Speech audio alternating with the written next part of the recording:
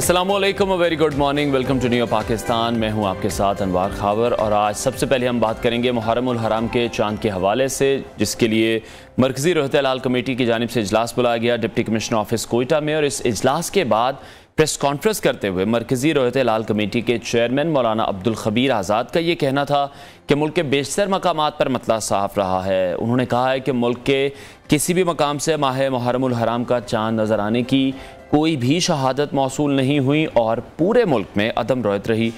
Chairman रहत-ए-आल committee का ये कहना था कि यकम मुहर्रम उल हराम 1445 हिजरी जुमेरात 20 जुलाई को होगी और यौम आशूर 10 मुहर्रम उल हराम 29 जुलाई को होगा। तो इस हवाले से रहत-ए-आल कमेटी की जानिब से इत्तफाक़ राय से ये फैसला किया गया है। मुहर्रम उल हराम 1445 हिजरी का चांद देखने के लिए मरकज़ी रहत-ए-आल कमेटी का इजलास हुआ और अब ये कन्फर्म कर दिया गया है, इत्तफाक़ राय से फैसला किया गया है कि यकम मुहर्रम उल हराम 1445 हिजरी जुमेरात 20 जुलाई को होगी और यौम आशूर 10 मुहर्रम उल हराम 29 जुलाई को बरोज़ हफ्ते को होगा। ये एक अहम अपडेट थी जो आपके साथ हमने शेयर की है। मुहर्रम उल हराम 1445 हिजरी का चांद देखने के लिए मरकज़ी रहत-ए-आल कमेटी का इजलास हुआ और अब मौलाना अब्दुल खबीर आज़ाद की जानिब से कन्फर्म किया गया है कि यकम मुहर्रम उल हराम जुमेरात 20 जुलाई को होगी। आगे बढ़ते हैं और अब शामिल करते हैं टॉप स्टोरीज। अहम खबर अभी शामिल करेंगे आपके साथ, जहां इस्लामाबाद थाना नून के इलाके पेशावर रोड गोलरा मोड़ के करीब एक दीवार गिरने का अफसोसनाक वाक़या पेश आया है। अपडेट करें आपको इस अफसोसनाक वाक़े से मुताल्लिक, जहां इस्लामाबाद से आपको अपडेट कर रहे हैं। थाना नून का ये इलाका बताया जा रहा है। रावलपिंडी गोलरा मोड़ के करीब दीवार गिरने का अफसोसनाक वाक़या पेश आया, जिसके नतीजे में 11 अफराद जाँ बहक हुए हैं, 5 शदीद ज़ख्मी हैं, जिन्हें मलबे से निकालने के लिए रेस्क्यू ऑपरेशन इस वक्त जारी है। इमदादी टीमों ने मशीन की मदद से 11 अफराद की लाशें भी निकाल ली हैं। इंतहाई अफसोसनाक वाक़या रिपोर्ट करें आपको। रावलपिंडी गोलड़ा मोड़ के करीब दीवार गिरने का वाक़या पेश आया, जिसके नतीजे में 11 अफराद जाँ बहक हुए हैं। हमारे कॉरेस्पॉन्डेंट खालिद चौधरी हमें मजीद अपडेट करेंगे। खालिद, बताएगा इस अफसोसनाक वाक़े से मुताल्लिक। जी, ये अफसोसनाक वाक़या जो है थाना नून के इलाके पेशावर रोड गोलरा मोड़ के करीब जो है पेश आया, जहां एक दीवार गिरने से 11 अफराद नीचे आकर दबने से जाँ बहक हो गए हैं। पुलिस ज़राए का कहना है कि फौरी तौर पर रेस्क्यू टीमों को जाए हादसा पर पहुंचाया गया है और इमदादी टीमों ने मशीन और जदीद मशीनरी की मदद से 11 अफराद की लाशों को यहाँ से निकाल लिया है और मजीद अफराद की तलाश के लिए भी इस वक्त रेस्क्यू का ऑपरेशन जारी है। इस अफसोसनाक वाक़े के हवाले से बताते चल रहे हैं कि शदीद बारिश के बायस जो है जुड़वा शहरों में ये वाक़या पेश आया, जहाँ ये दीवार और खस्ता हाल कमरा मौजूद था, जहां पर ये तमाम अफराद मौजूद थे कि अचानक ये दीवार मुनहदम हो गई, जिसके नतीजे में ये नीचे दब गई और दम घुटने के बायस और जख्मी होने के बायस ये 11 अफराद जो है मौका पर ही दम तोड़ गए। रेस्क्यू ऑपरेशन जब मुकम्मल किया जा रहा था तो उस दौरान भी जो है किसी में जो है सांस मौजूद, उनकी जिंदगी के हवाले से कोई जो है अमल देखने में नहीं आया था और तमाम अफराद को वहां से निकाल लिया गया और मुकामी अस्पताल मुंतकिल कर दिया गया है। जी ठीक है खालिद, तो अभी क्या इंफॉर्मेशन है इस हवाले से? बच्चे इसमें शामिल हैं, कोई खवातीन हैं, तमाम मर्द हैं? जी, ये तमाम मर्द हैं और मजदूर बताए जा रहे हैं जो यहाँ पर काम करते थे और एक ही जगह पर ये कमरे लेके रह रहे थे और ये बदकिस्मत लोग जो हैं अचानक जो दीवार गिरने के बायस नीचे आ गए और वहीं पर ये दम घुटने से और जख्मी होने से ये दम तोड़ गए। जी ठीक है, तो मजदूर आप कह रहे हैं तमाम यहाँ पर मौजूद थे, कोई तामीराती काम यहाँ पर चल रहा था, तमाम टीम यहाँ पर ठहरी हुई थी और मजीद क्या बताया जा रहा है कि मजीद कितने लोग वहाँ पर मौजूद हैं? जी, ज़राए का कहना है कि ये लोग मजदूर थे और यहाँ पर रहाइश पजीर थे और इस दौरान जो है दीवार गिर गई है, क्योंकि मौका पर कोई और शख्स मौजूद नहीं था कि जिसके बात से अंदाजा हो सके कि यहाँ पर मजमूई तौर पर कितने लोग थे। लेकिन जो अब तक 11 अफराद निकाले गए हैं और रेस्क्यू टीमों ने तसल्ली के लिए मजीद जो है जदीद मशीनरी की मदद से सर्च ऑपरेशन कर रहे हैं, ताकि अगर मजीद कोई फर्द जो है वो नीचे मलबे तले हो तो उसको निकाला जा सके। जी ठीक है। अच्छा खालिद, जिस तरह से मानसून के स्पेल जारी हैं, आए दिन हम देख रहे हैं बारिशें भी हो रही हैं, तो अभी ओवरऑल क्या सिचुएशन है बारिश के बाद? जी इस वक्त तक जो है 190 मिलीमीटर बारिश जो है वो जुड़वा शहरों में रिकॉर्ड हो चुकी है और सबसे ज्यादा बारिश जो है शमशाबाद के मुकाम पर रिकॉर्ड की गई है। और तमाम सूरत हाल को देखते हुए जो है जिला इंतजामिया इंतहाई जो है मुतहर्रिक दिखाई दे रही है, लेकिन शदीद बारिश के बायस जो है वो भी बेबस दिखाई देते हैं। और कुछ ही देर कबल जो है नाला लई पर जो है पाक फौज के दस्ते भी पहुंचे हैं और सूरत हाल का जायजा ले रहे हैं। कमिश्नर रावलपिंडी भी मौजूद हैं और कुछ देर पहले जो वहाँ सायरन भी बजाए गए थे ताकि शहरियों को आगाही दी जा सके कि वो मुहतात रहें। तो अगर ओवरऑल देखा जाए तो इस वक्त भी वक्फे वक्फे से बारिश जारी है, लेकिन अभी जो हमारे पास ताज़ा तरीन अपडेट आई है तो तकरीबन 19 फीट से कटारियां के मुकाम पर जो पानी की सतह बुलंद हुई थी वो तकरीबन 1 फुट उसमें कमी वाक़ई हुई है, जिसकी वजह ये बताई जा रही है कि इस्लामाबाद में बारिश में कमी हुई है। रावलपिंडी में भी जरा हल्की बारिश इस वक्त तकरीबन आधे घंटे से जारी है।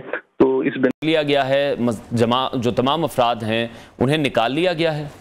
जी तमाम अफराद कहा जा सकता है कि निकाल लिया गया है। आपको पहले ही बताया कि तसल्ली के लिए मजीद देखा जा रहा है, क्योंकि और कोई बताने वाला नहीं है कि यहाँ पर कितने लोग थे।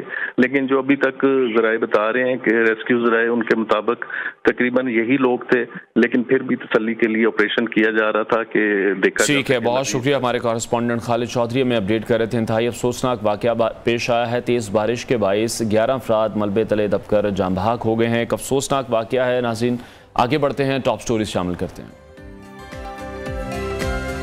कौमी असेंबली 8 अगस्त को खत्म, पहले तायद फिर तरतीब।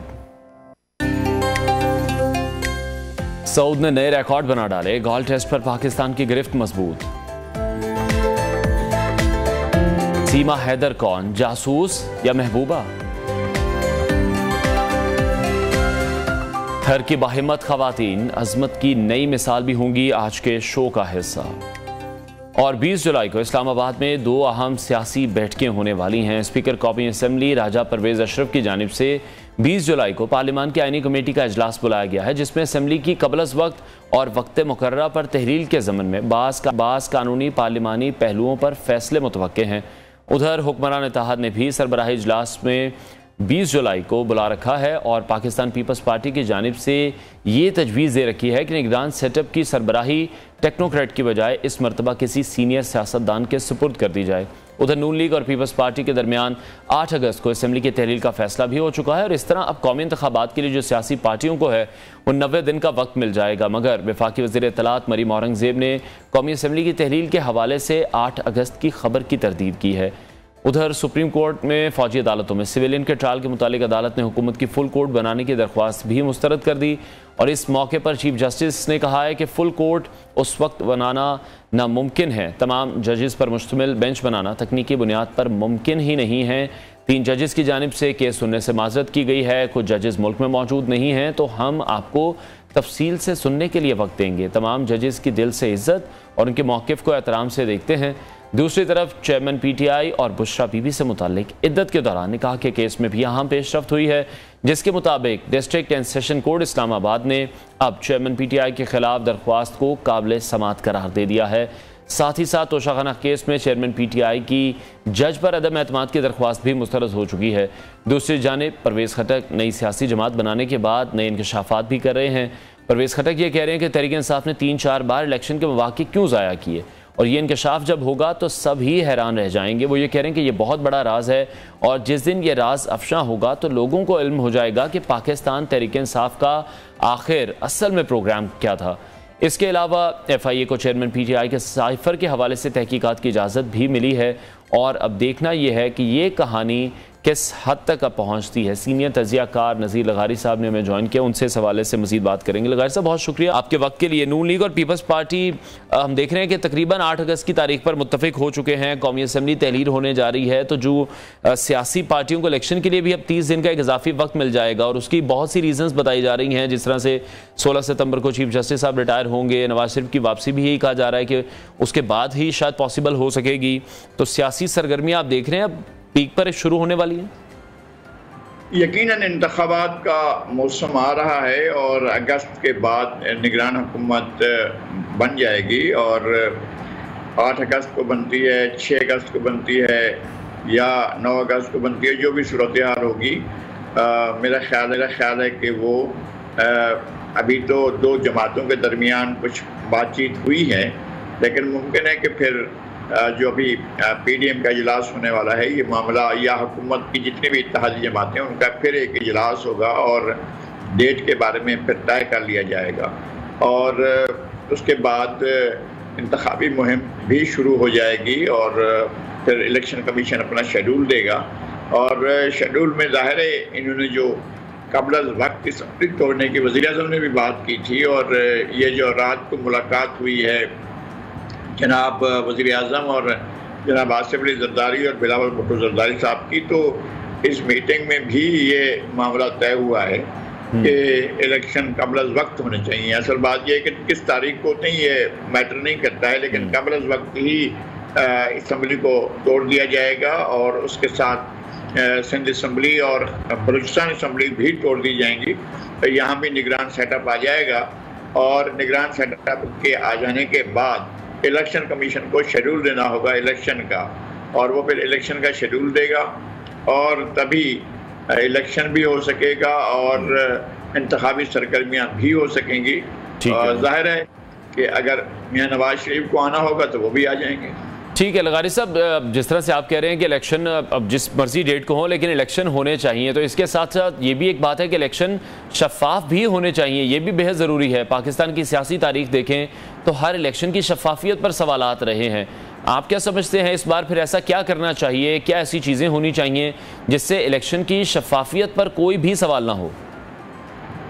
मैं कहता हूँ कि इलेक्शन पाकिस्तान में हो रहे हैं ना, पाकिस्तान की पहली बात यह है कि क्या पाकिस्तान का जोग्राफिया, पाकिस्तान के समाजी सेटअप, पाकिस्तान का जमहूरी अमल, पाकिस्तान के अवाम के लिए डिलीवरेंस, ये सब कुछ बाकी रहता है। और अगर ये सब कुछ बाकी रहता है तो जमहूरियत के अलावा तो कोई और दूसरा निज़ाम नहीं है कि जिसको हम कहें कि जनाब ये एक अच्छा निज़ाम हो सकता है। ना तो मार्शल लॉ अच्छा है, ना अथॉरिटेरियन गवर्नमेंट अच्छी है, और हमारा तजर्बा यह है कि शहनशाहियत भी बहुत बुरी रही है। और अगर शहनशाहियत जमहूरियत के आड़ में हो तो वो और ज़्यादा बुरी हो जाती है। अगर कोई शख्स जो है वो मुंतखब वज़ीर-ए-आज़म बनकर अथॉरिटेरियन हो जाए और अपने तमाम मुखालफिन को कुचल डालने का अमल करे तो ये भी गलत होता है। तो इलेक्शन कमीशन की एक जिम्मेदारी है कि वो एक शफाफियत के साथ इलेक्शन करवाए और वो तमाम फरीकैन को उसमें पार्टिसिपेट करने का मौका दे और इलेक्शन फ्री एंड फेयर हों, तो इस तरह से लोगों का एतमाद बहाल होगा। असल बात यह है कि बहुत सी पार्टियों के वोट बैंक स्लीप कर जाते हैं, सो जाते हैं। इस तरह से उन्हें यकीन हो जाता है कि जनाब हमारा कैंडिडेट नहीं जीत पाएगा या हमारे कैंडिडेट की जीत में रुकावटें हैं, तो वो स्लीपिंग वोट बैंक बन जाता है और वो फिर वोट कास्ट करने के नहीं जाता है। अब क्या होता है ये हम देखते हैं कि कौन सा वोट बैंक बहुत ज़्यादा जाग रहा होगा या कौन सा वोट बैंक और कॉन्फिडेंस हो जाता है कि जनाब अब हमारे लिए मैदान साफ है और हम तो जाकर अपना वोट कास्ट करेंगे और जीत जाएंगे। ये तो एक जमहूरी अमल है, लेकिन किसी किस्म की मुदाखलत नहीं होनी चाहिए और किसी किस्म का जो है फैसला कहीं और नहीं होना चाहिए। ठीक है लगारी साहब, पीपल्स पार्टी की जानिब से भी तजवीज़ सामने आई है निगरान सेटअप से मुतालिक, और वो ये कह रहे हैं किसी टेक्नोक्रेट की बजाय अब जो सीनियर सियासतदान हैं उन्हें निगरान वज़ीर आज़म लगाया जाए। आप समझते हैं सियासतदान ज़्यादा बेहतर निगरान साबित होगा और इस मरतबा जो निगरान वज़ीर आज़म का कोरा है क्या वो किसी सियासतदान के हक़ में निकल सकता है? नहीं, देखिए मुझे तो ये समझ में नहीं आता है। हमारे यहाँ एक आईनी इंतज़ाम किया गया है कि एक निगरान हुकूमत कायम की जाए। असल मसला तो यही है कि सवाल उठता है कि जनाब जो सिटिंग गवर्नमेंट है अगर वो इलेक्शन कराएगी तो वो इन्फ्लुएंस करेगी इलेक्शन को, इसलिए निगरान सेटअप लाया जाता है।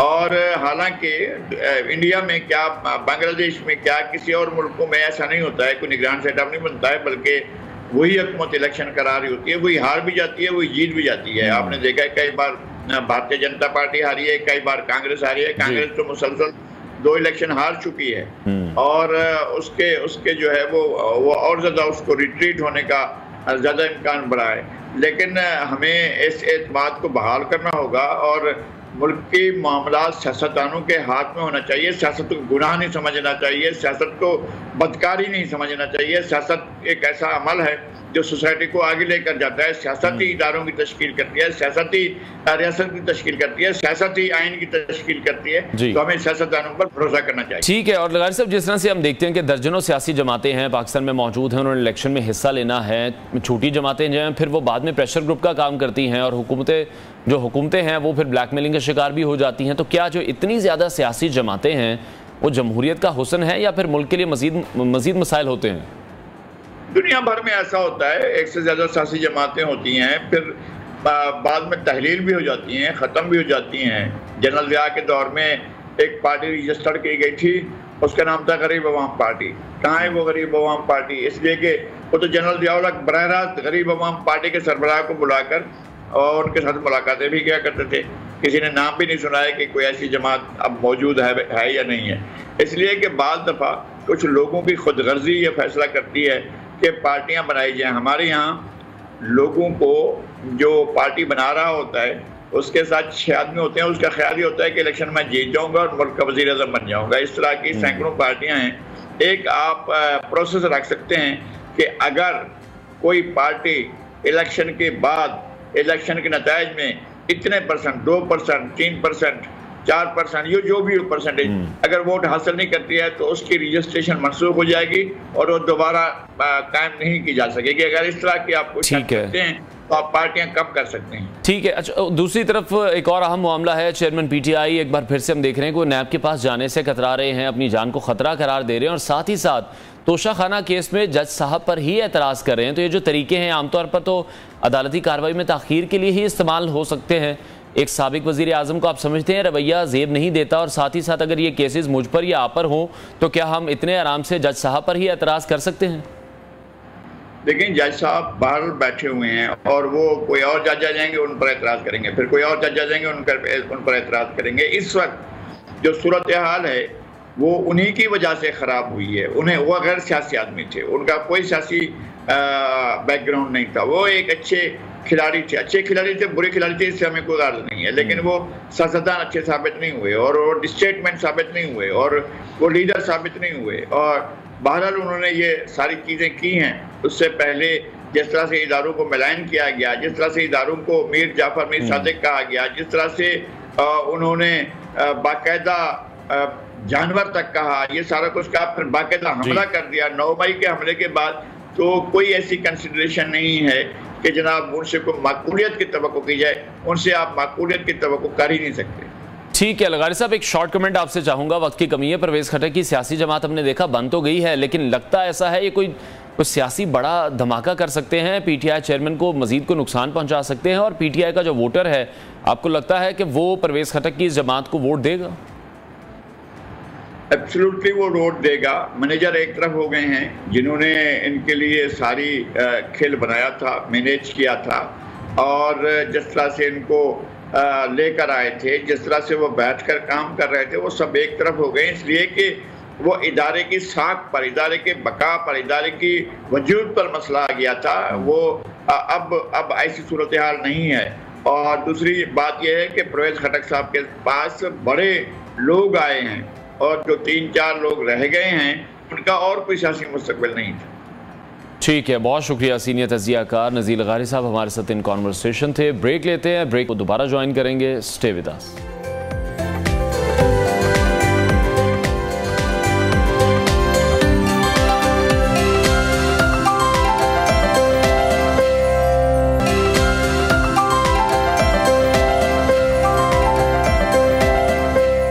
Welcome back. खेल के मैदान से अब खबर शामिल करेंगे, जहां गोल टेस्ट में पाकिस्तान की जानिब से शानदार खेल का मुजाहरा किया गया और अब मैच पर पाकिस्तान की गिरफ्त मजबूत होती दिखाई दे रही है। आज चौथे दिन का खेल शुरू होना है तो श्रीलंका को पाकिस्तान की बर्तरी ख़त्म करने में उसे मजीद 135 रन दरकार हैं। इससे पहले पहली इनिंग्स में पाकिस्तानी टीम 461 रन बनाकर पवेलियन लौट गई। Middle order batter Saud Shakeel की जानिब से 208 रन की शानदार और नाकाबिल शिकस्त इनिंग्स खेली, जिसके साथ ही कौमी टीम को होम टीम पर 149 रन की बर्तरी भी हासिल होगी। अगर ये कहा जाए तो बिल्कुल भी गलत नहीं होगा कि पहली इनिंग्स में सऊद शकील श्रीलंका के सामने खड़े ना होते तो फिर सूरत हाल पाकिस्तानी टीम के लिए इतनी बेहतर, इतनी अच्छी ना होती, क्योंकि जिस तरह से हमारी विकेटें गिरी थी तो पाकिस्तान क्रिकेट टीम के टेस्ट फॉर्मेट में middle order batter Saud Shakeel ने मुनफरिद एजाज़ भी अपने नाम किया है। सऊद शकील करियर के इब्तदाई 11 टेस्ट इनिंग्स में सबसे ज़्यादा रन्स बनाने वाले पाकिस्तानी बन चुके हैं। सऊद शकील ने जब 197 रन्स बनाए तो उन्होंने मोहम्मद हफीज़ को पीछे छोड़ा।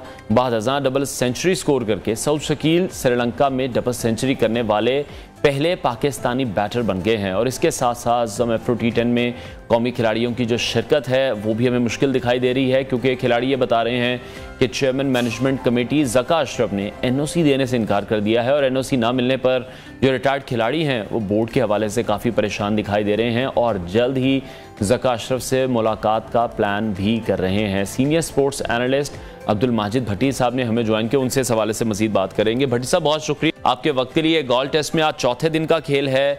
आज का दिन पाकिस्तानी बॉलर्स को ज़रा तगड़ी मेहनत करनी होगी ताकि जो ये टेस्ट मैच है नतीजा खेज साबित हो सके। जी बिल्कुल अनवार साहब, असल जो अब काम है वो पाकिस्तानी बैट्समैनों ने तो कर दिया, लेकिन पाकिस्तानी बॉलर्स को असल काम करना है, क्योंकि गॉल की जो एक हम रिवायती पिच पास्ट में देखते रहे हैं, कल तीसरे दिन तक तो इस पिच में बहुत ज्यादा हमें वेयर एंड टेयर नजर नहीं आ रहा, हमें बहुत ज्यादा गेंद स्पिन होती हुई नजर नहीं आ रही। लिहाजा अब जो कल शाम के बाद जो सूरत हाल बनी है उसके मुताबिक अब पाकिस्तानी स्पिनर्स को या तो जो बॉलर्स के रनअप से जो पैचेस बने हैं उनसे कुछ मदद लेना होगी, या फिर लाइन और लेंथ पे बॉलिंग कराकर बैट्समैन गलतियों पे जो असल चीज है जो पाकिस्तान टीम का खासा रही है, अगर शाहीन शाह आफरीदी और नसीम शाह रिवर्स स्विंग करवा सकें तो वो श्रीलंका के बैट्समैनों को मुश्किल डाल सकते हैं। मेरे ख्याल में अब खेल शुरू होने वाला है, इंटरेस्टिंग खेल होगा, लेकिन जिस तरह मैंने कहा कि बैट्समैनों ने तो अपना काम कर दिया और खास तौर पर सऊद शकील, क्या जबरदस्त टैलेंट है कि पाकिस्तान आज तक तो सऊद शकील को इतना ज्यादा रेट करता नहीं रहा, लेकिन कल उन्होंने बहुत सारे रिकॉर्ड जो है वो तोड़ दिए। देखें, हम अगर पाकिस्तान क्रिकेट का जायजा लेते हैं तो हम ऑफ द फील्ड देखते हैं कि पाकिस्तान टीम तनाजात में घिरी हुई है, पाकिस्तान क्रिकेट बोर्ड में बहुत सारे मसाइल हैं, लेकिन प्लेयर्स को हमें क्रेडिट देना पड़ेगा जिन्होंने इन सारे मसाइल के बावजूद पाकिस्तान का परचम जो है वो बुलंद रखा हुआ है और पाकिस्तान टीम के लिए मुसलसल अच्छी परफॉर्मेंस दे रहे हैं। ठीक है भट्टी साहब, जिस तरह से सऊद शकील का आपने खुद ही जिक्र किया, बहुत सारे रिकॉर्ड्स भी अब उन्होंने बना लिए हैं। सऊद शकील की बैटिंग को आपने भी एंजॉय किया होगा, पूरी दुनिया के जो प्लेयर्स हैं वो भी खराज तहसीन पेश करते दिखाई दे रहे हैं। साथ ही साथ सलमान अली आगा का जिक्र करना भी बहुत ज़रूरी है, जिस तरह से उन्होंने भी क्रिकेट खेली। और लेकिन स्पेसिफिकली मैं ये भी जानना चाहूँगा कि जो हमारा टॉप ऑर्डर है, एक के बाद एक जब आउट होना शुरू होते हैं तो फिर कोई भी टिक नहीं पाता।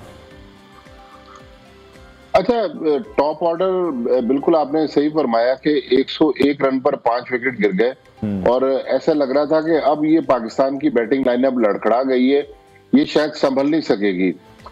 लेकिन सऊद शकील ने जिस तरह बैटिंग की और उसके बाद का जिक्र किया, ये नौजवान खिलाड़ी भी मुसलसल टेस्ट क्रिकेट में परफॉर्म कर रहा है, क्योंकि सलमान अली आगा और सऊद शकील दोनों सिर्फ पाकिस्तान को टेस्ट क्रिकेट में ही रिप्रेजेंट करते हैं। लेकिन जो पाकिस्तान की 5 विकेटें गिरी उसमें पाकिस्तान ने खराब स्ट्रोक जरूर खेले, अपनी विकेटें गंवाई, लेकिन पाकिस्तान का जो बैटिंग का अंदाज था, पाकिस्तान ने 20 ओवर्स में 101 रन बनाए, फिर दूसरे दिन खेल के इख्तिताम पर 4.91 का पाकिस्तान का बैटिंग औसत था।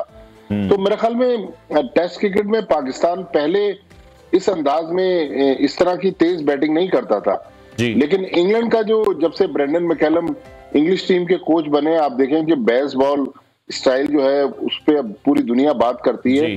तो मुझे लग रहा है कि पाकिस्तान की बैटिंग लाइनअप ने भी गियर चेंज किया और तेज खेलने की कोशिश कर रहे हैं पाकिस्तान के बैट्समैन। उसी कोशिश में पाकिस्तान ने विकेटें गंवाई हैं पहली पार्ट। इसी मॉडर्न क्रिकेट की हम देख रहे थे कि मिकी आर्थर बात भी कर रहे थे, तो उसको क्या लगता है कि इंप्लीमेंट करने की कोशिश कर रहे हैं? कभी नाकामी भी होगी, कभी कामयाबी भी मिलेगी। बिल्कुल अनवर साहब, मिकी आर्थर और ग्रांट ब्रैडबर्न जो पाकिस्तान के हेड कोच है, और ग्रांट ब्रैडबर्न का भी ताल्लुक ब्रेंडन मैकलम की तरह न्यूजीलैंड से है, तो उन दोनों की कोचिंग में ये पाकिस्तान का टेस्ट क्रिकेट में पहला असाइनमेंट है।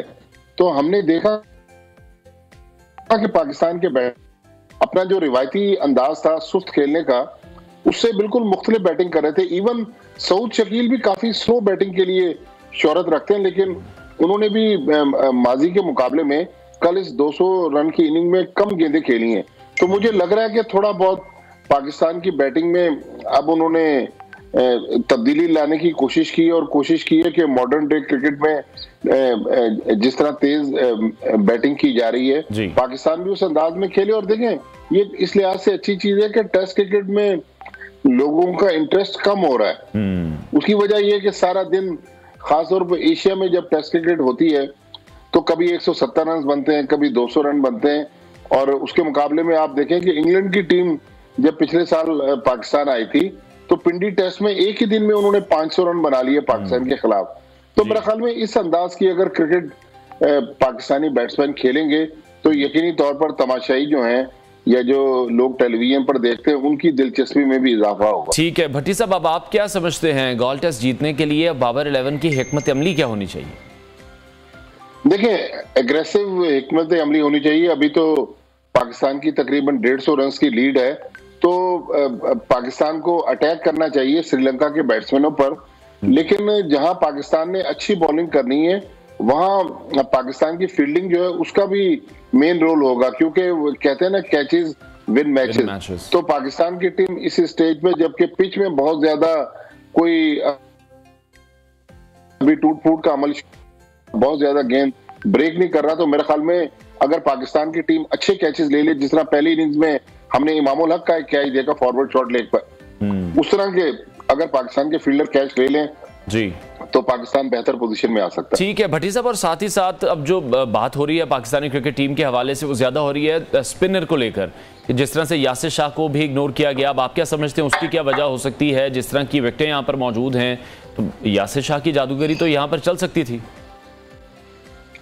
बिल्कुल, देखें, नो डाउट यासिर शाह ने पाकिस्तान को लंबे अरसे टेस्ट क्रिकेट में सर्व किया, बेतहाशा मैचेस जितवाए, लेकिन रिसेंटली यासिर शाह की जो फॉर्म और फिटनेस थी वो शायद इतनी अच्छी नहीं थी कि यासिर शाह पाकिस्तान टीम में सिलेक्ट होते।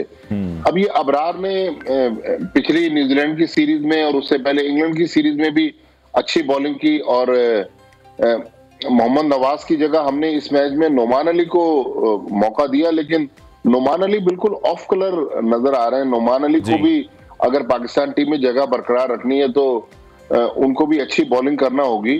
फिर हमारे पास जो एक एसेट है, जिस तरह आपने थोड़ी देर पहले कहा, सलमान अली आगा जी। सलमान अली आगा बैटिंग तो अच्छी करते हैं, लेकिन उनकी ऑफ स्पिन का भी हमें एडवांटेज है, और इस पिच पे जहां पर बॉलरों के लिए बहुत ज्यादा मदद नहीं है, मेरे ख्याल में सलमान अली आगा जो बॉलर्स के जो पैरों के निशान हैं उससे स्पॉट्स पे अगर गेंद डालने की कोशिश करें तो ऑफ स्पिनर को वहां से मदद मिल सकती है।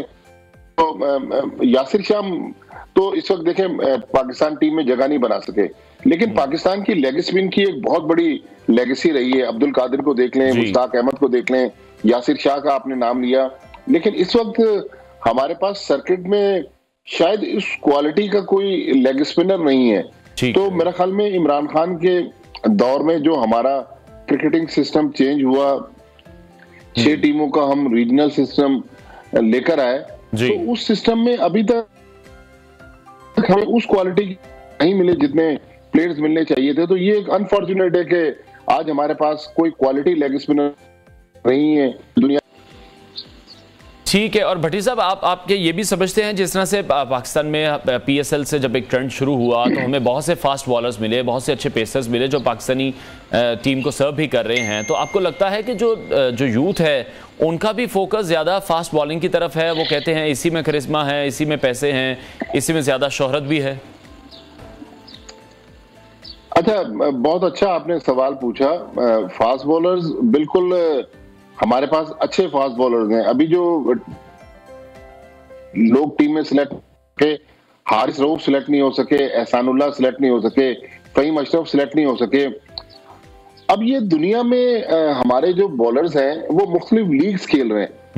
अब देखें, ये जो लीग्स हो रही हैं और उनमें जो पैसे की चकाचौंध है, उसकी वजह से अब ये फास्ट बॉलर्स, बल्कि सारे क्रिकेटर्स, मैं उसको मैं कहूंगा कि अब वो टेस्ट क्रिकेट में कम कमाना, आईसीसी को और पाकिस्तान क्रिकेट बोर्ड को कुछ ऐसी पॉलिसीज बनानी पड़ेंगी ताकि प्लेयर्स जो हैं वो 5 डे क्रिकेट की तरफ भी आए। अब देखें 150 की स्पीड से हमने एहसानुल्लाह को देखा जी पीएसएल में, जो पाकिस्तान की तरफ से खेल रहे थे, फिर अचानक एहसानुल्लाह मंजिल से गायब हो गए, वो टेस्ट क्रिकेट नहीं खेल रहे। फर्स्ट क्लास क्रिकेट में हम देख रहे हैं कि हारिस रऊफ भी हमें नजर नहीं आ रहे। मेरे ख्याल में हमारा फर्स्ट क्लास सीजन, जिसको हम कायद-ए-आज़म ट्रॉफी कहते हैं, वो जब सितंबर में शुरू होगा तो पाकिस्तान क्रिकेट बोर्ड एक तो अपने प्लेयर्स के लिए लाजमी करा, पाकिस्तान के जो मेन प्लेयर्स हैं वो फर्स्ट क्लास क्रिकेट खेलें। तो प्लेयर्स का मसला ये है कि उनको पता है कि हमारा कैरियर कम शॉर्ट हो सकता है, इसलिए वो क्रिकेट जो है जिसमें खासतौर पर T20 क्रिकेट की तरफ उनका ज्यादा रुझान है, जहां 3 घंटे में पैसे भी ज्यादा मिलते हैं, उनको जान भी कम मारनी पड़ती है। मेरे ख्याल में अगर हमने टेस्ट क्रिकेट को बचाना है तो उसमें कोई बेहतर पॉलिसीज लाना पड़ेगी, अदरवाइज प्लेयर जो हैं वो टेस्ट क्रिकेट से भागते रहेंगे। ठीक है भट्टी साहब, जिस तरह से लीग्स की आप बात कर रहे हैं तो एक मामला एफ्रो T10 का भी चल रहा है, जिसमें कौमी खिलाड़ियों की जो शिरकत है वो हम देख रहे हैं कुछ मुश्किल उसमें पेश आ रही है, NOC जारी नहीं किया जा रहा। इस हवाले से कोई कमेंट आप करना चाहेंगे? देखिए, पिछले दिनों आईसीसी की मीटिंग डरबन में खत्म हुई, जिसमें ज़का अशरफ साहब जो पीसीबी मैनेजमेंट कमेटी के चेयरमैन थे, उन्होंने पाकिस्तान को रिप्रेजेंट किया। उस मीटिंग में अब ये तय पा गया है कि जो प्लेयर फॉरेन लीग में जाएंगे, जिस मुल्क से उन प्लेयर्स का ताल्लुक होगा, उस मुल्क के बोर्ड को एक उन्होंने अमाउंट रखा है, अभी तक वो अमाउंट डिस्क्लोज नहीं हुआ, वो पैसे देने पड़ेंगे। जिस तरह अभी जो अमेरिका में एक लीग चल रही है, उसके लिए पाकिस्तान क्रिकेट बोर्ड ने हर प्लेयर से या प्लेयर्स की टीम से कहा कि हमें 25-25 हजार डॉलर चाहिए। मेरे ख्याल में यहाँ भी पैसों का मसला नजर आता है। जाहिर है जिम्बाब्वे के पास इतने पैसे नहीं होंगे जी, लेकिन जब आप दूसरे मुल्कों में लीग्स में लड़कों को अलाउ कर रहे हैं तो मेरे ख्याल में जो जिम एफ्रो लीग हो रही है उसमें भी लड़कों को अलाउ करना चाहिए। जाहिर है जिम्बाब्वे के पास तो पैसे नहीं है, बल्कि जो IL T20 दुबई में हुई थी जनवरी में जी, उसमें भी पाकिस्तान क्रिकेट बोर्ड के चेयरमैन उस वक्त रमीज राजा थे, उन्होंने पैसों की डिमांड की थी और जब उन्होंने इनकार किया तो फिर तकरीबन $2 मिलियन मांगे थे रमीज राजा ने उस वक्त, 3 मिलियन। तो पाकिस्तानी प्लेयर्स उस टूर्नामेंट में पार्टिसिपेट, आप देखें कि ये जो लीग हो रही है यूएई में, उसमें एक प्लेयर्स को, प्लेयर लाइक बाबर आजम जी, उसको पार्टिसिपेशन के लिए तकरीबन 10 से 12 लाख डॉलर्स मिलते हैं, तकरीबन कोई 13-14 दिनों के लिए। तो जब लीग्स में इतना पैसा आ जाएगा तो फिर लड़के तो नेशनल टीम से भागेंगे। तो मेरे ख्याल में आईसीसी को इसमें भी तवाज़ुन पैदा करने की जरूरत है। ठीक है, बहुत शुक्रिया। Senior sports analyst Abdul Majid Bhatti हमारे साथ इन कॉन्वर्सेशन थे। ब्रेक लेते बाद आपको दोबारा ज्वाइन करेंगे, साथ रहिए।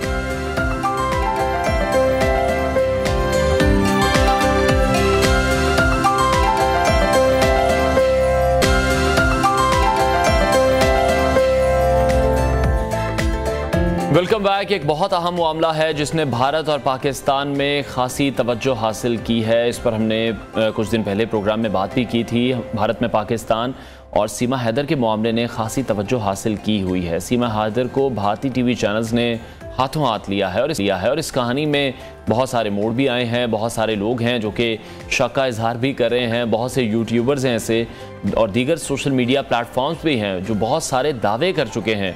और अब ऐसा लग रहा है कि सीमा हैदर के हिंदुस्तान में जो मुश्किलात हैं वो बढ़ रही हैं। अब भारत से खबरें आ रही हैं कि इस मामले में सिक्योरिटी एजेंसीज भी हरकत में आई हैं और उसके बाद अब यूपी पुलिस की टीम ने सीमा हैदर को नोएडा से हिरासत में लिया है। इस हवाले से भारतीय मीडिया का कहना है कि सीमा के शनाख्ती कार्ड हाई कमीशन को भेजे गए हैं और पता ये चला है कि सीमा के जो चचा हैं वो पाकिस्तानी फौज में सूबेदार हैं, सीमा का भाई भी फौजी है। सीमा से अभी भारत की सिक्योरिटी एजेंसियां तहकीकात करेंगी और उसके भारत आने के बारे में भी पूछा जाएगा।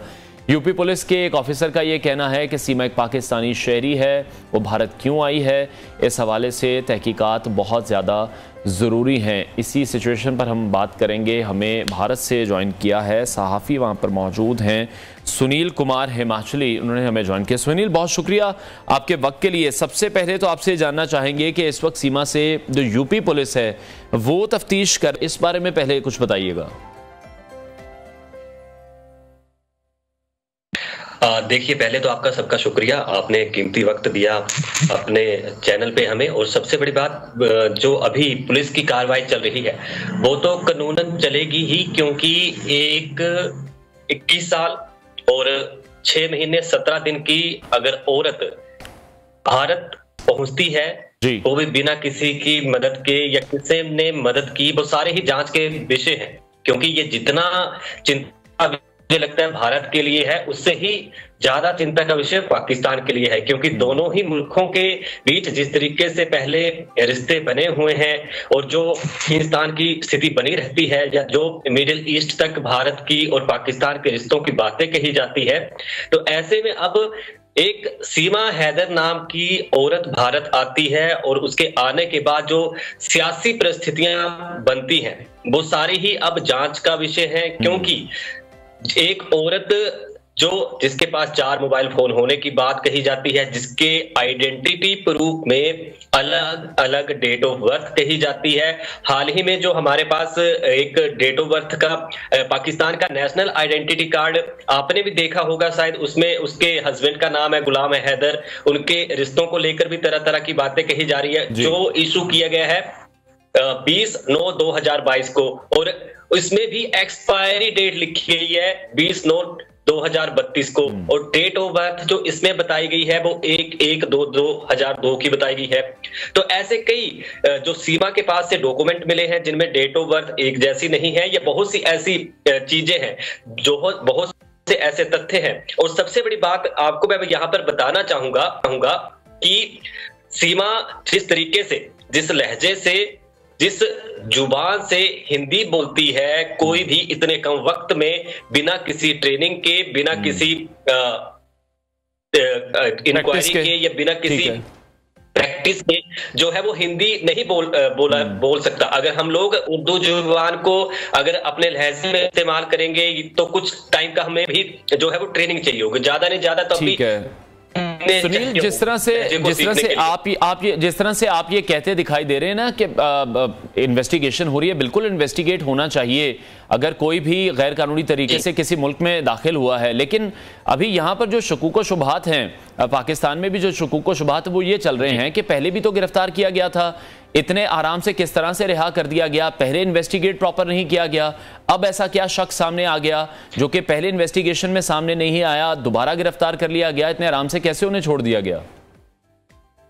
देखिए, छोड़ने की तो बात आई नहीं है। पहली बात, आप जिस दिन से 7 जुलाई से, जो मुझे तारीख पता है, जो यहाँ पर बातें कही जा रही हैं, जिस तरीके से कानूनी कार्रवाई हो रही है, तो छोड़ा तो बिल्कुल नहीं गया। इसमें यूपी पुलिस जो है वो भी तहकीकात कर रही है। जब ये एक स्थानीय यूपी के एक लोकल थाने में जब ये मामला दर्ज हुआ तब उन्होंने कार्रवाई की। लेकिन जब ये मसला इतना गंभीर लगा और देश की सुरक्षा से जुड़ा हुआ मसला लगा, तो उसमें यूपी पुलिस के साथ एटीएस और फिर आईबी ने इसमें अपनी शमूलियत की, और लगातार जो है वो पिछले लगभग 10 दिनों से जो है इस मसले पर जांच की जा रही है। और सबसे बड़ी बात जो है, जो मुख्य तौर पर जो सीमा के रिगार्डिंग बातें सामने आई हैं कि एक 4 बच्चों के साथ एक मुल्क से दूसरे मुल्क कौन से रास्ते से आई, किसने हेल्प की। क्योंकि यहाँ पर सवाल एक ही जगह नहीं उठते, हर कदम पर सवाल उठ रहे हैं कि कराची से लेकर दिल्ली तक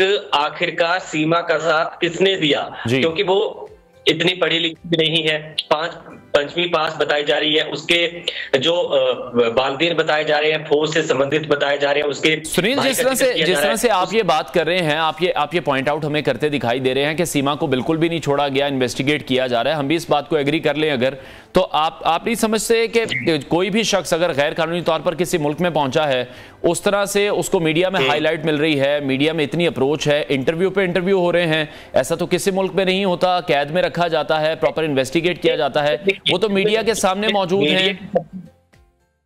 इसमें मीडिया के सामने मौजूद अगर हम और आप भी हिंदी या उर्दू जुबान या जो आप अपने टीवी चैनल पे जो लैंग्वेज बोलते हैं, तो हम लोग एक कंफर्टेबल जोन में बोलते हैं। लेकिन अगर आप सीमा की लैंग्वेज को देखेंगे, being a medium person, being एक किसी मुल्क के नागरिक होने के चलते, या एक जो हम लोगों का एरा होता है, एक हम लोगों का जो चीजों को देखने का नजरिया होता है, आप भी केस स्टडी करते होंगे, केस स्टडी मेथड आप भी कई खबरों में यूज करते होंगे, हम भी करते हैं। तो आप अगर सीमा के बोलचाल और उसके लहजे को देखेंगे तो उसकी जो हिंदी है, जो हिंदी वो बोलती है, या मीडिया वालों से जिस तरीके से वो बातचीत करती है, उसके अंदर बिल्कुल भी वो डर, और जिस तरह से मीडिया हाइप सीमा को मिल रही है, तो अभी क्या उस पर भी कोई कदगन लगाई जा रही है? इंडिया में उसको भी कहा जा रहा है, मीडिया को भी कहा जा रहा है कि अब मजीद इसको हाईलाइट ना किया जाए?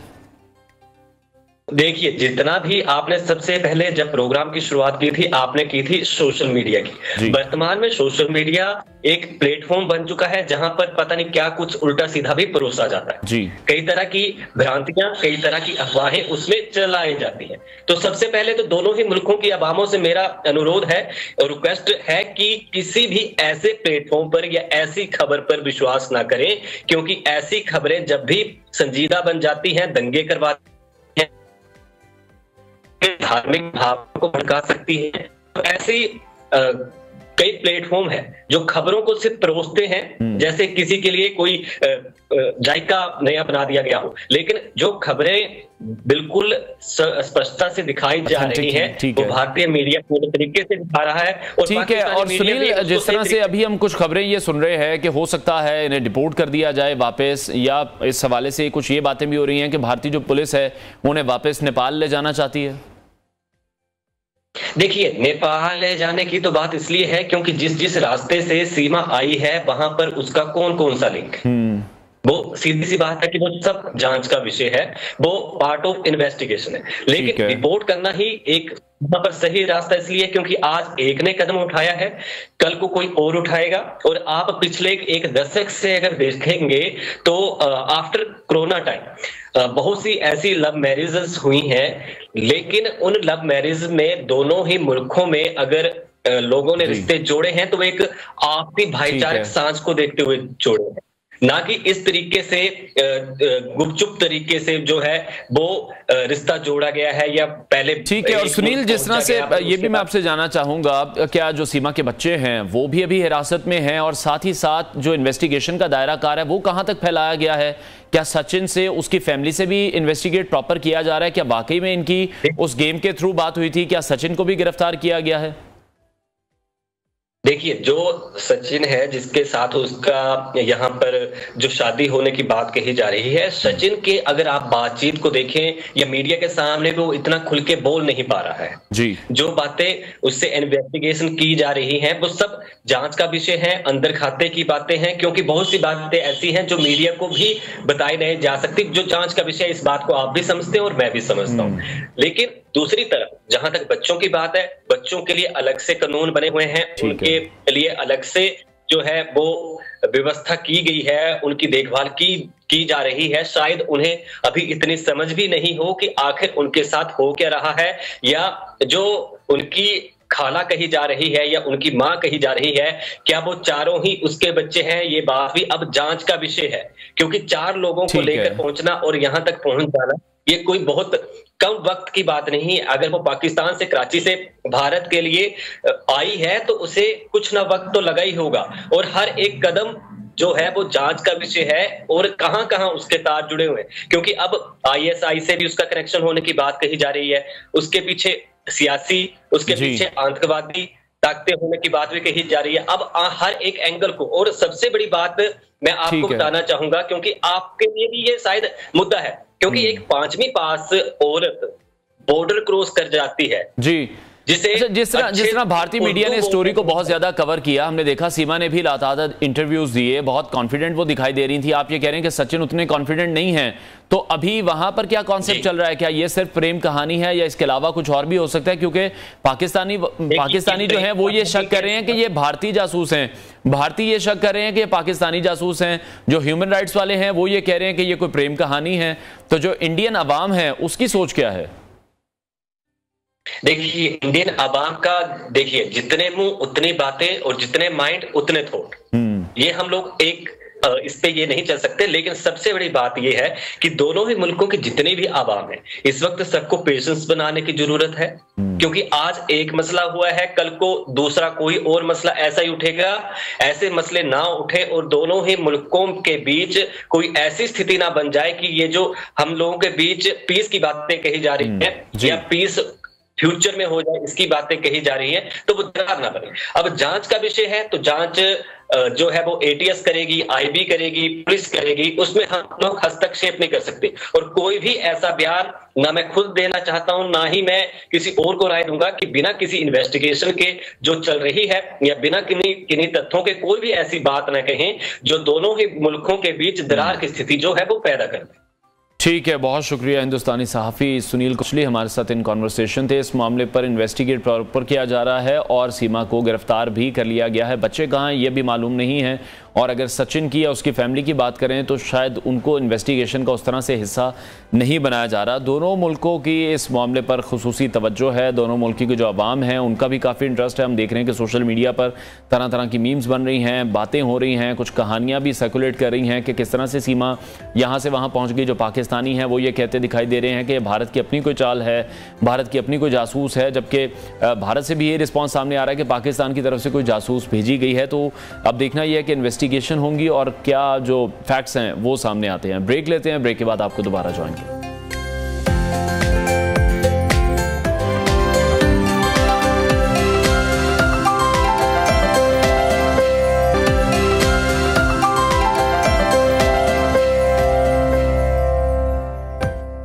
Welcome back. जनूबी पंजाब के ज़िला मुजफ्फरगढ़ में एक बहुत अफसोसनाक वाक़या पेश आया है, जहां 3 कमसिन बहनों को बेदर्दी से कत्ल कर दिया गया। और कल जब ये खबर पता चली तो बहुत ही दुख हुआ। मुजफ्फरगढ़ की थर्मल कॉलोनी में 7 साला अबिया फ़ातिमा, 8 साला ज़हरा एजाज़ और 11 साला अरीशा फ़ातिमा गुज़श्ता रोज़ से लापता थीं और गुज़श्ता सुबह तीनों बच्चियों की लाशें मिली हैं। और अब जो स्टोरी सामने आ रही है वो ये है कि मुजफ्फरगढ़ में जो 3 बहनों का कातिल है उनका भाई ही निकला है। पुलिस का ये बताना है कि वाक़या मुजफ्फरगढ़ की थर्मल कॉलोनी में पेश आया, जहां गुज़श्ता रोज़ 3 लड़कियों की लाशें मिली जो कि तीनों बहनें हैं। इब्तदाई जब तफ्तीश की गई तो तीनों लड़कियों की लाशें मोहल्ले के खाली प्लॉट से मिली हैं। तीनों बहनें एक रात पहले ही लापता हुई थीं और डिस्ट्रिक्ट पुलिस ऑफिसर का कहना है कि मुलजिम के हाथ पर ज़ख्म देकर उन्हें कत्ल का शुबा हुआ। मुलजिम बहनों को बहाने से करीबी क्वार्टर में ले गया और छुरियों के वार करके उन्हें कत्ल कर दिया। पुलिस का ये बताना है कि मुलजिम ने बहनों की जो गुमशुदगी की इतला है वो भी खुद ही पुलिस को दी थी। और पुलिस के इस हवाले से कहना है कि मक़तूल बच्चियों की उम्रें 7 से 11 साल के दरमियान है। इंतहाई अफसोसनाक वाक़या पेश आया है। क्या इस कत्ल की वजूहात थी और किस तरह से वाक़या पेश आया है, पुलिस का इस पर क्या मौक़िफ़ है, पहले वो आपको सुनाते हैं। इतला मिली थी, पुलिस को 15 इतला मौसूल हुई थी कि 3 बच्चियां थर्मल कॉलोनी से गायब हैं। फिर यहाँ पर पुलिस ने एक एक्सटेंसिव सर्च ऑपरेशन शुरू किया और सारी रात हम उसको सर्च करते रहे यहीं पर थर्मल कॉलोनी में। सुबह 7:30-8 बजे जाके इतला मिली कि साथ वाले घर में बच्चियों की गर्दन कटी लाशें पड़ी हुई हैं। जी मैं समझता हूँ बहुत ये दिल हिला देना वाला सफ़ा करना कतरा मासूम बच्चियों का। अर्ली इन द मॉर्निंग घर वालों ने खुद इन्फॉर्म किया कि डेड बॉडीज़ यहाँ पे पड़ी हैं। तो हमारे पास डायरेक्शंस हैं क्लियर कि हमें इसको जल्दी से तफ्तीश को इसको फाइनलाइज करना है और हमें जल्द अज जल्द जो है वो जो मुल्ज़मान हैं उनको अरेस्ट करना है। सबको शामिल तफ्तीश किया जाएगा जो भी रेलेवेंट लोग हैं। इसी पर हम मजीद बात करेंगे। मुजफ्फरगढ़ से हमारे कॉरेस्पॉन्डेंट फरहान हाशमी ने हमें ज्वाइन किया। फरहान बताइएगा, पुलिस की जानिब से तहकीकात तो मुकम्मल कर ली गई, कातिल भी सामने आ गया, क्या वजूहात थी इस कत्ल की? हाँ जी बिल्कुल, ये जो है मुजफ्फरगढ़ के अंदर जो है इंतहाई अफसोसनाक और दिलखराज जो वाक़या पेश आया था, जिसमें 3 कमसन जो बच्चियों को इंतहाई बेदर्दी के साथ कत्ल कर दिया गया था। ये मुजफ्फरगढ़ के साथ है थर्मल कॉलोनी, वहाँ ये वाक़या पेश आया था। मैं इस वक्त मौजूद हूँ जाए वो कुएँ पर। अगर मेरा कैमरा मैन अगर आपको दिखा सके तो ये वो जगह है जहाँ इन बच्चियों की जो लाशें बरामद हुई थी और इसके साथ जो है ये जगह यहाँ जो बच्चियों की रिहाइश थी, इसी से मुनक्का क्वार्टर के अंदर जो है इन बच्चियों की जो है लाशें बरामद हुई थी और इस जगह इन बच्चियों की रिहाइशी और इस जगह इन बच्चियाँ यहाँ रहती थी और उसके साथ ही 2 फुट के तकरीबन फासले पर बच्चियों की लाशें बरामद हुई थी। और उसके साथ साथ मैं आपको ये भी बताता चलूँ कि सोमवार के दिन जो है पुलिस को अहल खाना की जानिब से जो है गुमशुदगी की रिपोर्ट करवाई गई थी, जिस पर पुलिस का ये दावा है कि रात गए उन्होंने इधर जो है सर्च ऑपरेशन जारी रखा, लेकिन सुबह के वक्त जो है इसके मुल्हक्का क्वार्टर के अंदर जो है तीनों बच्चियों की लाशें बरामद हुई हैं और बच्चियों को जो है इंतहाई बेदर्दी के साथ उनका गला काट कर तेज़धार आले के साथ उनका जो है कत्ल किया गया था। पुलिस की जानिब से जो तफ्तीश भी की जा रही है और पुलिस की जानिब से बच्चियों के 3 जो है भाइयों को जो है हिरासत में भी लिया गया है और तहकीकात भी की जा रही है। बच्चियों के जो रात गए तक जो है पोस्टमार्टम हो चुका था और उसके बाद जो है बच्चियों की लाशों को जो है उनके आबाई गाँव तलाकंग में जो है भी यहाँ से रवाना, उनकी लाशों को उधर यहाँ से रवाना कर दिया गया था, जहाँ उनका जो है नमाज जनाजा होगा। इसके साथ साथ मैं आपको ये भी बताता चलूँ कि यहाँ के रिहायशियों का ये कहना है कि जो सर्च ऑपरेशन, अगर पुलिस की जानिब से जो दावा किया जा रहा है कि यहाँ से जो सर्च ऑपरेशन किया जा रहा था लेकिन इसे रात गए तक जारी रखा था, लेकिन जो बच्चियों की लाशें सुबह के वक्त जो इनके साथ ही तकरीबन 3 से 4 फुट के फासले पर उनसे मुलक्का क्वार्टर के अंदर से जो बरामद हुई है, तो सर्च ऑपरेशन के ऊपर जो है अहले इलाका की जानिब से जो है 20 वाले निशान उठ रहे और पुलिस की जानिब से जो है मुकदमा थाना सिटी मुजफ्फरगढ़ में भी दर्ज किया गया, जो मुकदमा पुलिस की मुद्दत में नामालूम अफराद के खिलाफ जो है। बहुत शुक्रिया फरहान हाशमी, हमें अपडेट कर रहे थे। और इस तमाम तर वाक़े के बाद वज़ीर आला पंजाब मोहसिन नकवी की जानिब से नोटिस भी ले लिया गया है, रिपोर्ट भी तलब कर ली गई है। इंतहाई अफसोसनाक वाक़या ये पेश आया है। आगे बढ़ते हैं नाज़रीन और मौसम के हवाले से बात करेंगे। दरिया सतलुज में तुग़यानी के बाइस दरिया के अतराफ़ की जो बस्तियाँ हैं और फसलें हैं वो तबाह हो चुकी हैं। कई मकामात पर बंद भी टूटे हैं। दरिया सतलुज का जो पानी है वो अतराफ़ की बस्तियों और फसलों को तबाह करता हुआ अब आगे की जानिब बढ़ रहा है। बहावलनगर की तहसीन मंचबाद की बात करें तो वहाँ दरिया सतलुज के पानी ने तबाही मचाई है। बाबा फरीद पुल के मुलिका देहात में भी जो कच्चे मकान हैं उनकी दीवारें ज़मीन बोस हो गई हैं। चिश्तियाँ के मकाम पर भी बंद टूटने से करीबी इलाकों में पानी के बहाव में इजाफे की वजह से अभी सैलाबी सूरत हाल का सामना करना पड़ा है। और दूसरी जानिब मुल्क में जो बारिशों का नया सिलसिला है वो भी दाखिल हो चुका है। तो पाकिस्तान के मुख्तलिफ इलाकों में बारिश का इम्कान भी ज़ाहिर किया जा रहा है। जो बारिशों का नया सिलसिला है ये अब कहा जा रहा है कि यह 23 जुलाई तक जारी रहेगा। जो मानसून हवाएं हैं मुल्क के वस्ती और बालाई इलाके हैं वहाँ पर बारिशों का सबब बनेंगी। इसमें कराची है, ठट्टा, हैदराबाद, इस्लामाबाद, पंजाब, खैबर पख्तूनख्वा, बलूचिस्तान, कश्मीर और गिलगित बल्तिस्तान के जो मुख्तलिफ इलाके हैं वहाँ पर बारिशों का इम्कान बताया जा रहा है।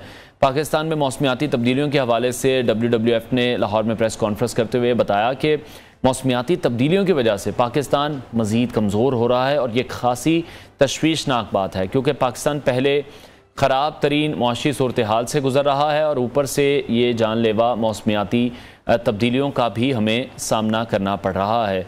इसी हवाले से हम मज़ीद बात करेंगे। हमें इस वक्त ज्वाइन किया है एस्ट्रोलॉजिस्ट हमारे साथ मौजूद हैं, उनसे इस हवाले से मज़ीद बात करेंगे। सर बहुत शुक्रिया आपके वक्त के लिए। कल तक हमने देखा कि मुल्क में शदीद हब्स का मौसम जारी था, हवा का नामो निशान नहीं था, तो ये जो आने वाले दिनों हैं मौसम अब कैसा होगा? जी बिल्कुल, जैसे महकमा मौसमियात ने एक एडवाइजरी इशू की है, इसमें 18 से लेकर 23 जुलाई के दौरान जो है मुख्तलिफ हिस्सों में बारिशें होंगी। इसमें आलमोस्ट पूरे पाकिस्तान में बारिशें होंगी। इसमें कई जगहों पे हैवी फॉल्स भी हो सकते हैं। जैसे 18 से 22 तारीख के दौरान जो है वो रावलपिंडी, इस्लामाबाद, पुठवा रीजन, सियालकोट, गुजरांवाला, लाहौर, इसमें मूसलाधार बारिश का इम्कान ज़ाहिर किया गया। और इसमें जो आज रात रावलपिंडी और पुठवा रीजन जिसमें जेलम और इधर गुजरांवाला डिवीजन सियालकोट में हैवी फॉल्स हुई है और जो रावलपिंडी में नाला लई है उसमें पानी की सतह काफ़ी बुलंद है और आने वाले दिनों में और लाहौर में भी जो हैवी फॉल का खतरा है और काफ़ी बारिशें हो सकती हैं। ठीक है, तो बारिशों का अब ये जो सिलसिला है आप क्या देख रहे हैं, शदीद होगा या नॉर्मल रहेगा?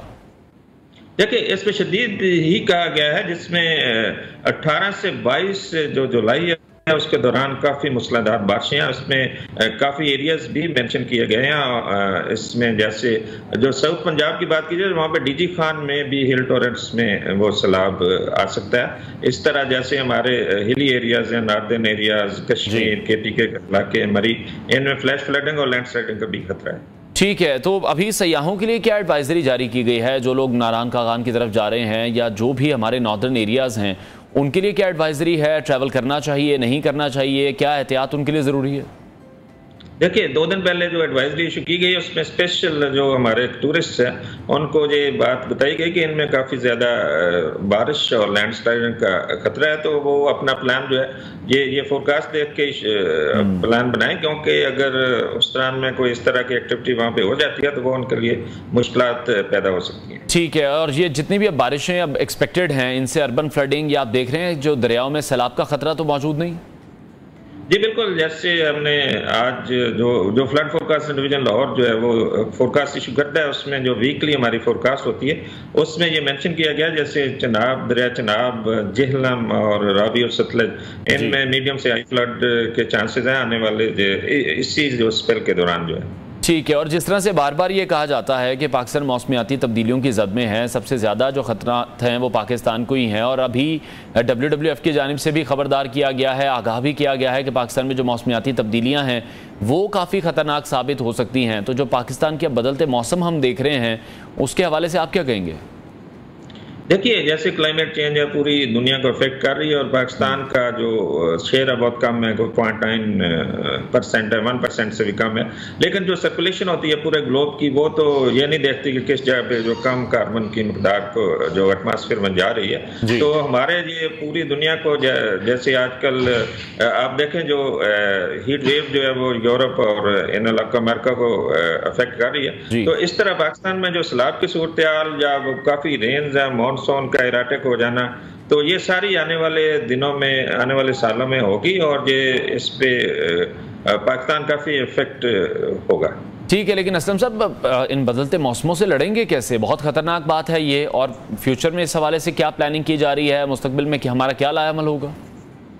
देखिए, जो COP जो एक कॉन्फ्रेंस हुई थी अभी ये मिस्र में हुई थी सर, उसमें इस बात पे इत्तेफाक किया गया था, पूरी दुनिया के जो लीडर्स वहाँ पे इकट्ठे हुए थे, पाकिस्तान के भी नुमाइंदे वहाँ पे गए थे, तो उसमें ये इत्तेफाक किया गया था कि कार्बन की मिकदार को कम से कम एटमॉस्फेयर में जाने से रोकना है। तो उसके लिए जो प्रिकॉशनरी मेजर्स लेने हैं, और जो दुनिया का टेम्परेचर बढ़ रहा है ग्लोबली 1.2 डिग्री सेंटीग्रेड अभी तक बढ़ चुका है, 1.5 डिग्री सेंटीग्रेड से ऊपर नहीं जाना चाहिए। तो सारे मुल्कों को ये बताया गया था। अभी देखो क्या लेते हैं, तो इसमें सबसे ज्यादा जो अच्छा तरीका होगा वो आप ट्रीज अगर लगाएं तो वो काफी ज्यादा कंट्रोल, उससे काफी ज्यादा चीजें कंट्रोल भी हो सकती हैं। ठीक है, बहुत शुक्रिया। चीफ मेट्रोलॉजिस्ट चौधरी असलम हमारे साथ इन थे। ब्रेक लेते हैं, ब्रेक के बाद आपको दोबारा ज्वाइन करेंगे।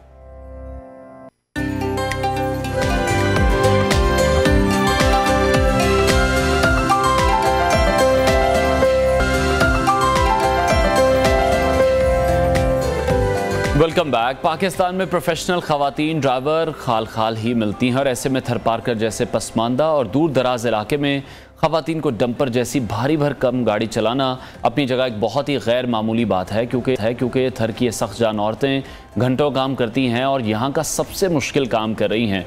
खवातीन ये साबित कर रही हैं कि वो थर के मर्दों से किसी भी तौर पर कम नहीं हैं। ये खवातीन सिर्फ अपने इलाके की बाकी खवातीन ही के लिए नहीं, बल्कि पूरे पाकिस्तान की खवातीन के लिए जुर्रत की मिसाल कायम कर रही हैं। ये तमाम खवातीन सुबह 7 बजे से दोपहर 3 बजे तक ड्यूटी सर अंजाम देती हैं। ऐसी एक बाहिम्मत खातून नुसरत बीबी हैं, जिनसे हम आज आपकी मुलाकात कराएंगे। आप मुआशी सूरत हाल की वजह से खामद ने घर से निकाल दिया था, वो वालिद के घर पर रहती हैं और डंपर चलाती हैं। एक बाहिम्मत खातून हैं। इनके हवाले से एक रिपोर्ट भी देखते हैं और इनसे बात भी करेंगे।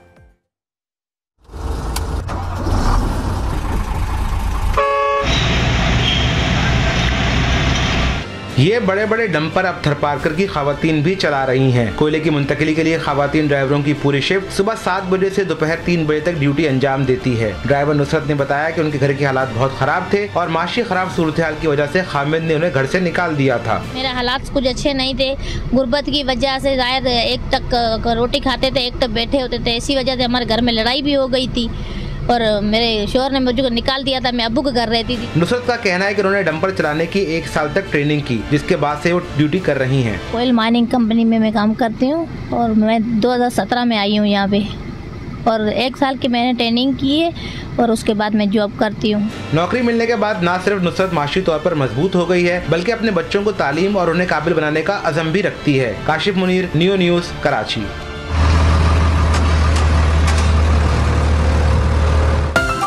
रिपोर्ट आपने मुलाहिजा की। नुसरत बीबी आज हमारे साथ हमारे प्रोग्राम में इन कॉन्वर्सेशन होंगी। नुसरत, बहुत शुक्रिया आपके वक्त के लिए। शहरों में तो हम देखते हैं कि जो खवातीन हैं वो गाड़ियां हमें ड्राइव करती दिखाई देती हैं, लेकिन थर में कोयले की कान में डंपर चलाना कोई आसान काम तो बिल्कुल भी नहीं होगा। सबसे पहले तो आपका तजुर्बा, आपका एक्सपीरियंस जानना चाहेंगे इस हवाले से। जी सर। जी, हम ये चाह रहे हैं आप अपने एक्सपीरियंस के बारे में बताएं हमें। सर तजुर्बो मूंखे पहिरीं डंपर जो कोन हो, पहिरीं आऊं घर जो कमु कंदी हुई, डंपर ते ट्रेनिंग कई, डंपर सिखियो, हाणे तकरीबन 4 साल थी आहिनि डंपर हलाया भई। तो ये डंपर चलाने का ख्याल आपको कैसे आया? सर डंपर चलाने का ख्याल पहले तो नहीं था, पर मजबूरी की वजह से जाहिर ख्याल, हर मसले का हल ढूंढना पड़ता है। लेकिन एक बड़ी गाड़ी है, इसको कंट्रोल करना कोई इतना आसान काम तो है नहीं। नहीं सर, इतना आसान अभी तो हमारे लिए आसान हो गया था, पहले तो बहुत मुश्किल था, देख के ही डर लगता था ये डंपर कैसे चलाएंगे हम। ठीक है, तो क्या वहां पर जो लोग मौजूद थे उन्होंने आपके लिए ये अपॉर्चुनिटी सोची थी या आपने खुद से डिसाइड किया था? क्योंकि जो थर में खवातीन मौजूद हैं, रोजगार वहां पर है, तो उनके मौके भी बनाए जा रहे हैं, तो किसी ने आपको कहा कि आपको डंपर चलाना चाहिए या फिर खुद से आपने सोचा? नहीं सर, पहले हमारे को पता नहीं था यहाँ पे को डंपर चलाना है। पहले हमारे को इतना पता हुआ, पड़ोस में हमारे में लगे थे, बैनर लगे हुए थे, उसने कहा एग्रो कंपनी में थर फाउंडेशन जो प्रोग्राम चालू था, हो गया था डंपर ड्राइवरी का। हमें नहीं पता था डंपर ड्राइवरी है यहाँ पे। हम वहाँ पे आए थे कभी, मैं और मेरा भाई दोनों, फिर हमने देखा डंपर ड्राइवरी थर फाउंडेशन प्रोग्राम चालू हो गया है, तो इसी वजह से हम आए और देखा डंपर का प्रोग्राम है। पहले तो हमारे को डर लग रहा था डंपर कैसे हम चलाएंगे, फिर मैडम ने हमारा बहुत साथ दिया और इसी वजह से हमारे को 1 साल की ट्रेनिंग भी दी गई। उसके बाद हम जॉब करते हैं अभी। ठीक है, तो कितना वक्त आपको लगा? ट्रेनिंग आपने कहाँ से ली? सर वो थर फाउंडेशन से 1 साल की ट्रेनिंग ली। ठीक है, लेकिन कोई आसान काम नहीं है, क्योंकि जिस तरह से हम सब ये जानते हैं पावर स्टीयरिंग नहीं होते ये, फिर कोयले की कान में डंपर लेकर जाना, वहाँ से कोयला लेके आना, मौसम की भी सख्ती है, खवातीन नाजुक होती हैं, कोई आसान काम तो नहीं है ये खवातीन के लिए। सर यहाँ पे हम जॉब करते हैं, बारिश की वजह से तो हम डंपर नहीं चलाते, यहाँ पे कोयले की वजह से सिरफिरी ज्यादा होती है, इसी वजह से हम गाड़ियाँ खड़ी कर देते हैं। ठीक है, और अब कितना वक्त आपको हो चुका है डंपर चलाते हुए? सर डीएसवी कंपनी में हम जॉब करते हैं, 4 साल हो गए हैं। ठीक है, और आपके साथ और भी ऐसी कोई खवातीन शामिल हैं जो डंपर चला रही हैं? जी सर, 25 लड़कियां हैं, हम साथ में काम करती हैं। और अगर हम देखें तो माहौल कैसा है वहां पर? क्योंकि देखिए मर्द अमले का ताउन भी यहाँ पर होना बहुत ज्यादा जरूरी होता है। जी सर, यहाँ का माहौल बहुत अच्छा है, हम 25 खवातीन आपस में मिलजुल के रहते हैं और हमारी मैडम भी है हमारे साथ, सुपरवाइजर भी हमारे साथ हैं, बहुत अच्छा माहौल है। ठीक है, तो अभी आपका ओवरऑल एक्सपीरियंस कैसा जा रहा है? और अगर हम ये बात करें कि जो लोग डंपर वहां पर चला रहे हैं, जैसे खवातीन हैं, उनके लिए रोजगार के मौके पैदा किए जा रहे हैं, उनको अच्छी सैलरीज भी दी जा रही हैं? जी सर, शुक्र अल्हम्दुलिल्लाह, अल्लाह का लाख एहसान है और गुजारा अच्छा चल रहा है। और जिस तरह से आपने बताया कि पहले आप अपने खावंद के साथ रहती थी, मुआशी हालात ख़राब थे, आप लोगों की लड़ाइयाँ होती थी, फिर आप अलग हो गए, अब आप बच्चों को भी पाल रही हैं, तो कितना आसान है या कितना मुश्किल है अब ये सफ़र? सर अल्लाह ताला का मैं शुक्र अदा करती हूँ, बहुत सारा अच्छा सफ़र गुजरा है और आगे भी इंशाल्लाह अच्छा सफ़र गुजरेगा। ठीक है, तो बच्चे आपके पढ़ रहे हैं? जी सर, मेरा बेटा एक 5वीं क्लास पास की है अभी। ठीक है, और जो यहाँ पर अमला मौजूद है या जो भी कंपनी यहाँ पर मौजूद है, ये कितने सपोर्टिव हैं आपके साथ, कितनी आपकी मदद करते हैं और कितनी देर की आपकी ड्यूटी है? सर 8 घंटे की ड्यूटी है और कंपनी वाले सुपरवाइजर हैं, मैडम है और सर वाले हैं, सब हमारा साथ देते हैं, बहुत अच्छे से हम हमारा ख्याल रखते हैं।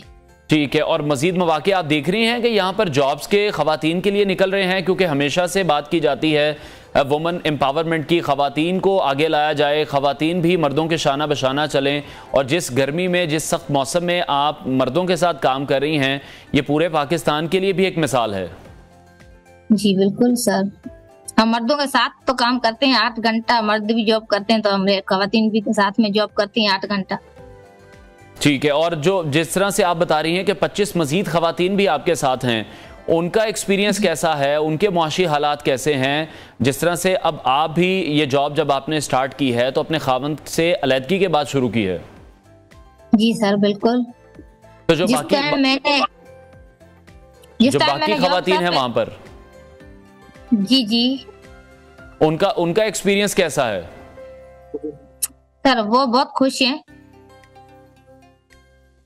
ठीक है, चलें, हम यही उम्मीद करते हैं कि ये आपके लिए बहुत बेहतरी हो और जिस तरह से आप मर्दों के शाना बशाना चल रही हैं और काम कर रही हैं जिस तरह से, तो आपके लिए भी बहुत बेहतर हो, पाकिस्तान के लिए बहुत अच्छी बात है। एम्पावरमेंट पर भी काम किया जा रहा है। नुसरत बीबी हमारे साथ इन कॉन्वर्सेशन थी। ख़वातीन को सामने आना चाहिए और शायद जो जिम्मेदारी है वो सिर्फ हुकूमत की नहीं है। जिस तरह से नुसरत बता रही हैं कि उनकी जो कंपनी है वो कितनी सपोर्टिव है, उन्होंने डंपर सीखने में सिखाने में उनकी बड़ी मदद की है, और जिस तरह से वो काम कर रही हैं वहाँ पर जो स्टाफ तमाम मौजूद है वो बहुत ज़्यादा कोऑपरेटिव है। तो शायद जो कंपनीज़ हैं उन्हें भी इस तरह के इनिशिएटिव मज़ीद लेने चाहिए। खैर आगे बढ़ते हैं नाजरीन, और एक वायरल वीडियो आपके साथ शेयर करते हैं। आपने बहुत से बॉडी बिल्डर्स तो देखे होंगे, बहुत से अच्छी जिसामत रखने वाले, एक्सरसाइज करने वाले, लेकिन आज हम आपको दिखाएंगे एक बॉडी बिल्डर नुमा कबूतर जो कि जिनका सीना काफ़ी फूला हुआ है, बड़ी मजबूत उनकी टांगें हैं। और ये वीडियो हम देख रहे हैं कि सोशल मीडिया पर काफ़ी वायरल हो रही है। अजीबोगरीब ये कबूतर है, लेकिन इसको बड़ा सेहतमंद ताकतवर कबूतर कहा जा रहा है, और लोग हैरान भी हैं कि क्या जो कबूतर हैं वो इस तरह के भी हो सकते हैं। तो पहले तो यही कहा जा रहा था कि ये जो तस्वीर हैं ये आर्टिफिशियल इंटेलिजेंस से तैयार की गई हैं, लेकिन फिर इनको असल तस्वीर करार दिया गया, और ये कबूतर की नायाब नस्ल से ताल्लुक़ रखते हैं। और ये जो नस्ल है, इनसे ताल्लुक़ रखने वाले कबूतरों की जो टांगें हैं बहुत लंबी होती हैं। इन्हें पाउडर चार्ट पिजन भी कहा जाता है, बल्कि बॉडी बिल्डर पिजन इनका जो नाम है वो रखा गया है इनकी जिसामत के मुताबिक। तो काफ़ी वायरल हो रहे हैं ये सोशल मीडिया पर कि क्या इनकी खुराक होगी जो इनकी जिसामत इस तरह की है। तो इंग्लिश जो पाउटर हैं नामी कबूतर हैं, उनकी नस्ल को बरतानवी हयाती माहिर विलियम बर्नार्ड हैं, उन्होंने डच कॉपर और फारसी कबूतरों के मिलाप से इन्हें पैदा किया था। तो नाज़रीन, प्रोग्राम का वक्त ख़त्म हुआ है। इंशाल्लाह कल आपसे मुलाकात करेंगे। अपना बहुत सारा ख्याल रखिए। अल्लाह।